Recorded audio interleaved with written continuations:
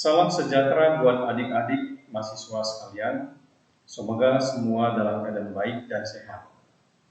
Baik, saat ini saya akan menjelaskan materi kuliah kita tentang persamaan Bernoulli.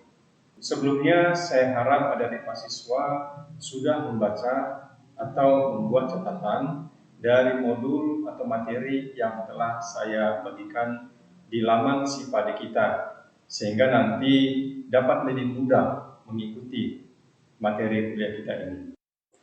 Baik, bagaimana prinsip persamaan Bernoulli? Nah, ketika kecepatan aliran fluida tinggi, maka tekanan fluida tersebut menjadi rendah. Sebaliknya, jika kecepatan aliran fluida rendah, tekanannya menjadi tinggi. Nah, perhatikan gambar berikut ini. Kita misalkan fluida atau air mengalir dari pipa besar menuju ke pipa yang kecil ini. Nah, berdasarkan persamaan kontinuitas, bahwasanya kecepatan pada pipa kecil lebih besar dibandingkan kecepatan fluida di pipa yang besar ini. Maka karena adanya perbedaan kecepatan, maka terjadilah perbedaan daripada tekanan sebesar ini. Nah, berdasarkan prinsip Bernoulli, jika kecepatan ini semakin naik, maka tekanannya turun. Dan sebaliknya, jika kecepatan di pipa ini kecil, maka tekanannya adalah besar. Nah, bagaimana untuk asumsi menurunkan persamaan Bernoulli? Yang pertama, zat cair adalah ideal, tidak punya kekentalan. Zat cair adalah homogen dan tidak termampatkan. Aliran adalah kontinu dan sepanjang garis arus. Kecepatan aliran adalah merata dalam satu penampang. Gaya yang bekerja hanya gaya berat dan tekanan. Nah, berikut inilah bentuk persamaan Bernoulli, yaitu rho GH tambah P tambah setengah rho V kuadrat. Nah, kalau kita kalikan, kalau kita bagikan ini dengan rho G, maka hasilnya adalah berikut ini. Nah, di mana gamma itu adalah rho dikali G. Z adalah elevasi atau tinggi tempat, P per gamma adalah tinggi tekanan, V kuadrat per 2G adalah tinggi kecepatan, dan konstanta C adalah tinggi energi total. Nah, berikut ini adalah gambar garis energi aliran fluida pada pipa berdiameter yang mengecil. Nah, misalkan air mengalir dari pipa besar ke pipa kecil, nah kita tinjau dari titik 1 dan titik 2. Nah, kita buatkan garis aliran fluidanya. Nah, ini adalah energi kecepatan, ini adalah energi tekanan, dan ini adalah elevasinya. Nah, kita dapat bentuk persamaannya adalah seperti berikut ini. Contoh soal 1, air mengalir dalam satu saluran terbuka dengan kedalaman 2 meter dan kecepatannya 3 meter per second. Kemudian air itu mengalir turun melalui saluran peluncur yang menyempit ke saluran lain di mana kedalamannya adalah 1 meter dan kecepatannya adalah 10 meter per second. Dengan asumsi aliran tanpa gesekan, tentukan beda elevasi dalam dasar saluran tersebut. Nah, di sini untuk menyelesaikannya, kita asumsikan bahwa kecepatan adalah seragam pada setiap penampang dan tekanan adalah hidrostatik. Nah, bila beda elevasi dasar saluran adalah Y, maka persamaan Bernoulli-nya dapat kita tuliskan berikut ini. Maka Z1 sama dengan Y tambah 2. Ini adalah Z1, sementara Z2 adalah 1 meter. Dan V1 3 meter per second, V2 adalah 10 meter per second. Maka kita masukkan angka-angka yang sudah diketahui ke dalam persamaan berikut ini, maka kita peroleh bahwa beda elevasinya adalah sebesar 3,64 meter. Nah, contoh soal 2, dapat kita perhatikan sistem berikut ini. Air mengalir melalui pipa seperti sistem ini, di mana di ujung pipa ada nozzle. Diameter pipa adalah 150 mm, diameter nozzle adalah 75 mm, dan tinggiannya adalah 5,1 meter. Nah, kita dapat gambarkan garis energinya. Ini adalah energi total, dan ini adalah garis hidroliknya nya, dan ini adalah energi kecepatan, ini adalah energi tekanan, dan ini adalah elevasi. Nah, untuk menyelesaikan pada sistem ini, kita dapat lihat bahwasannya Vn kuadrat per 2G itu adalah sebesar 2,1 ditambah 3. Ya, maka kita dapat peroleh besar kecepatan di nozzle itu adalah sebesar 10 meter per second.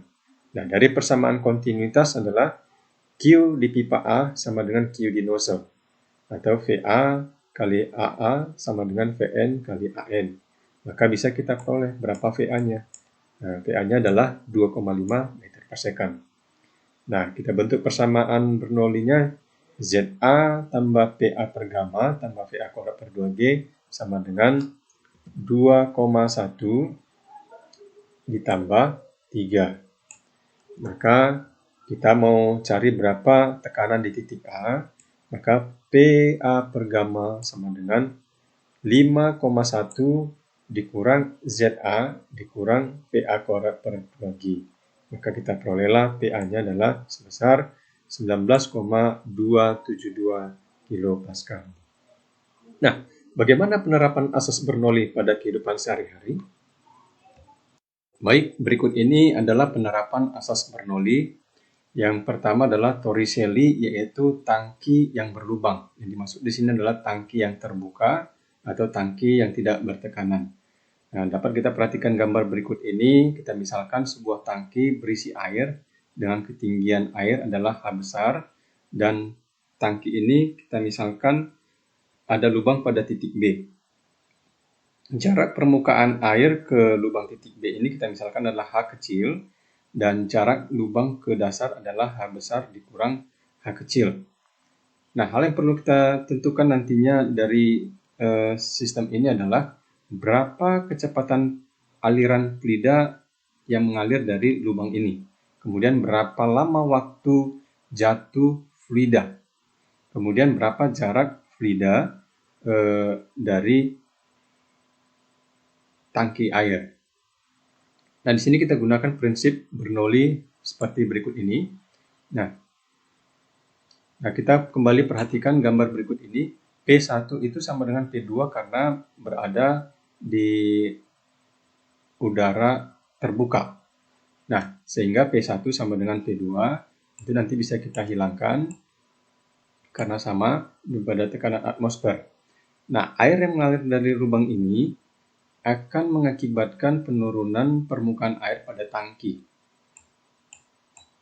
Tetapi karena lubang ini sangat kecil, sehingga penurunan permukaan air ini sangat lambat. Sehingga V1 di sini bisa kita anggap adalah 0. Maka kecepatan yang ada adalah hanya pada kecepatan fluida pada lubang. Maka persamaan bisa kita tuliskan seperti berikut ini. Rho GH1 tambah 0 sama dengan Rho GH2 tambah setengah Rho V2 kuadrat. Maka kita dapat tuliskan V2 itu sama dengan 2 akar 2G H1 kurang H2. Di mana H1 itu adalah H, sementara H2 itu adalah H dikurang H ini. Nah, sehingga H1 kurang H2 itu adalah H ini. Maka V-nya adalah akar dari 2GH. Nah, kita perhatikan gambar berikut ini. Aliran air dari lubang ini kita perhatikan bentuknya adalah setengah parabola. Sehingga dari persamaan gerak lurus kedua beraturan dapat kita tentukan berapa lama waktu jatuh air. Dari persamaan berikut ini kita lihat Y adalah H dikurang H, dan V0 Y tadi adalah 0, dan AY adalah gravitasi.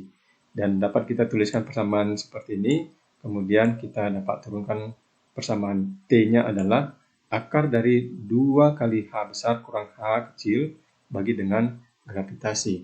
Nah, bagaimana dengan jarak? Nah, jarak jatuh fluida ke permukaan tangki ke dinding tangki adalah R sama dengan X sama dengan V kali T. Nah, V-nya tadi adalah akar dari 2GH, sementara T-nya adalah akar dari 2H besar dikurang H kecil bagi dengan gravitasi. Sehingga kita peroleh persamaannya adalah R atau X sama dengan 2 kali akar H kecil dikali H besar kurang H kecil. Nah, contoh soal berikut ini dapat kita selesaikan dengan persamaan yang ada, dan adik-adik mahasiswa sekalian dapat membahasnya atau membaca dari materi yang telah saya bagikan di laman Sipadi. Yang kedua adalah penturimeter. Nah, penturimeter ada nanti penturimeter tanpa manometer dan ada penturimeter dengan manometer. Nah, penturimeter ini adalah alat yang digunakan untuk mengukur kelajuan aliran dalam sebuah pipa. Nah, perhatikan gambar berikut ini. Air mengalir dari pipa 1 ke pipa 2 seperti berikut ini. Dan penampang pipa 1 kita lihat lebih besar daripada penampang pipa 2. Sehingga berdasarkan persamaan kontinuitas, kecepatan pada pipa 2 ini lebih besar daripada kecepatan pada pipa 1. Nah, berdasarkan prinsip Bernoulli, karena adanya perbedaan kecepatan fluida, maka akan terjadi perbedaan tekanan sebesar H. Berikut ini. Nah, dari persamaan Bernoulli dapat kita tuliskan seperti berikut. P1 tambah rho GH1 tambah setengah rho V1 kuadrat sama dengan P2 tambah rho GH2 tambah setengah rho V2 kuadrat. Nah, zat cair yang akan kita ukur kelajuannya mengalir pada titik yang tidak memiliki perbedaan ketinggian. Misalkan titik 1 ini mengacu pada referensi, misalkan referensi pada tanah. Jadi memiliki ketinggian H1 itu sama dengan H2. Sehingga dari persamaan Bernoulli dapat kita hilangkan rho GH1 dengan rho GH2. Sehingga persamaan Bernoulli ini dapat kita turunkan menjadi berikut ini. P1 dikurang P2 sama dengan setengah rho kali V2 kuadrat kurang P1 kuadrat. Nah, berdasarkan persamaan kontinuitas, kita peroleh persamaan berikut di mana Q1 pada pipa 1 ini sama dengan Q pada pipa 2, yaitu A1 V1 sama dengan A2 V2. Nah, kalau kita mau mencari V1-nya, maka kita turunkan rumusnya seperti ini. Jika mau cari P2, kita turunkan rumus seperti ini. Nah, misalkan kita mau menentukan berapa besar V1, maka kita gunakan ini. Masukkan V2 sama dengan A1 V1 per A2. Masukkan ke rumus Bernoulli ini.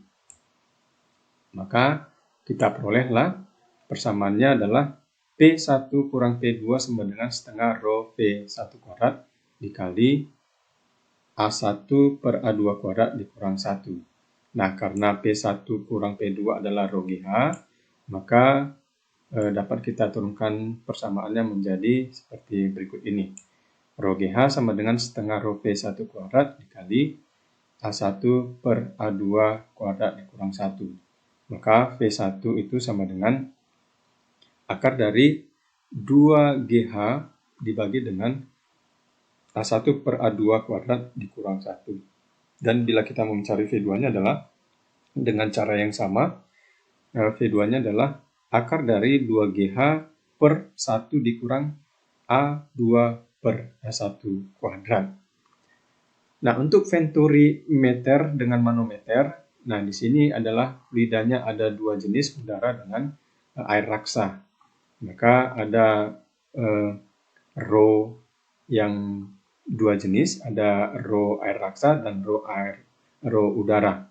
Maka dengan cara yang sama dapat kita turunkan persamaannya untuk menghitung V1 itu adalah kita dapatkan nanti persamaannya adalah ini, dan untuk V2-nya adalah ini. Yang ketiga adalah tabung pitot. Tabung pitot ini digunakan untuk mengukur aliran kecepatan udara. Nah, kita perhatikan gambar berikut ini. Misalkan udara mengalir melalui lubang-lubang di titik A. Lubang-lubang ini sejajar dengan arah aliran dan dibuat cukup jauh di belakang sehingga kelajuan dan tekanan gas di luar lubang-lubang tersebut mempunyai nilai sama dengan aliran bebas.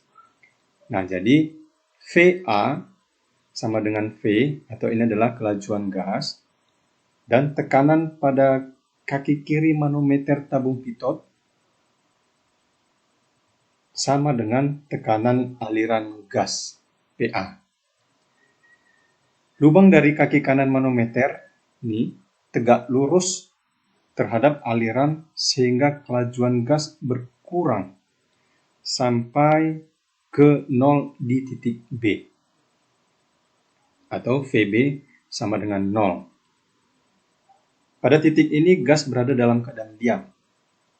Tekanan pada kaki kanan manometer sama dengan tekanan di titik B atau PB.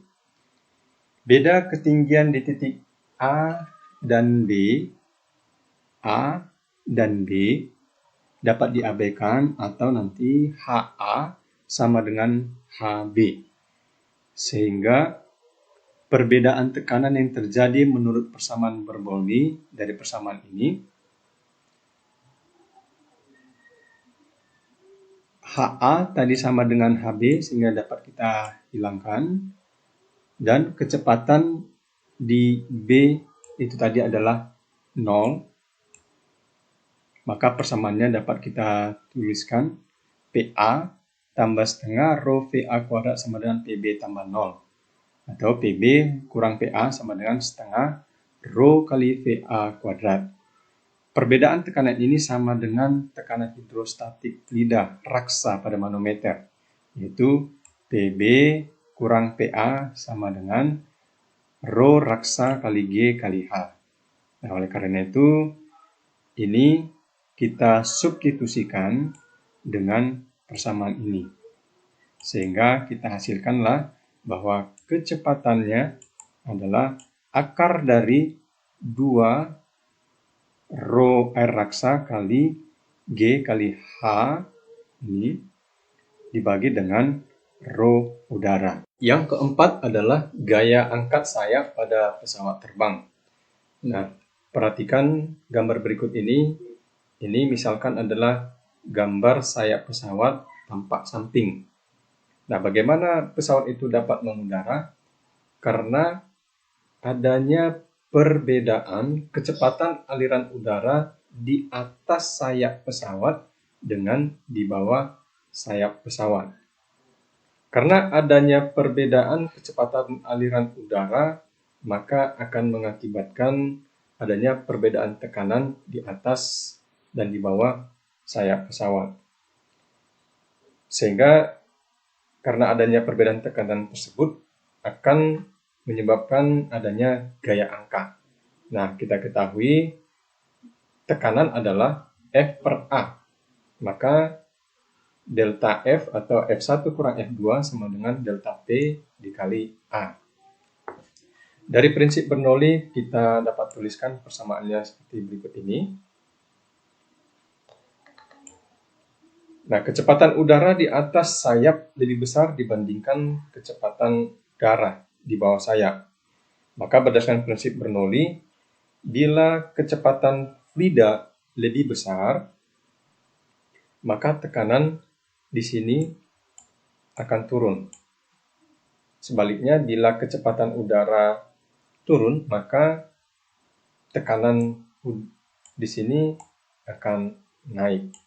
Nah, misalkan di atas pesawat itu adalah di atas sayap pesawat itu adalah titik 2, sementara di bawah pesawat itu adalah titik 1.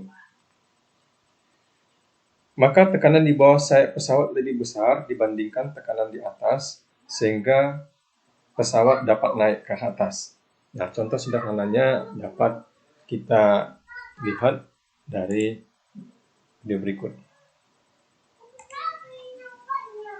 Baik, berikut ini adalah contoh penerapan prinsip Bernoulli untuk gaya angkat pada sayap pesawat terbang. Ini adalah alas laptop yang terbuat dari serat kain yang sangat ringan, dan saya apit dalam sebuah buku seperti ini. Bila saya tiup di atas permukaan buku seperti ini, maka alas laptop ini akan naik ke atas karena fluida di atas permukaan buku ini ketika saya tiupkan kecepatannya lebih besar dibandingkan fluida di bawah buku, sehingga tekanan di atas permukaan ini turun atau lebih kecil dibandingkan tekanan di bawah permukaan buku.